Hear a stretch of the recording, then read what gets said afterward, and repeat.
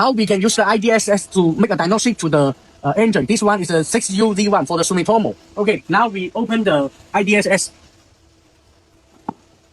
And you cannot use, you need to install this sunflower.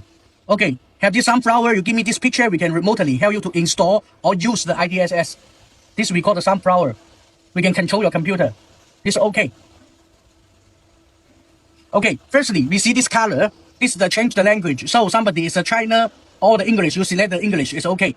Okay, this one is the color. You see the red color, have the color, it means they can connect to the ECU. It's a no color, it means cannot connect to the ECU. So we request series number. Okay, we can see they can connect to the ECU. Okay, have the series number. Okay, later we will do the fire engine. Okay, this one, this is a program, make the ECU program. This one is a diagnostic, we see the diagnostic. Okay. Okay. This one. Okay. Firstly, we will see this diagnostic, and later we see the data.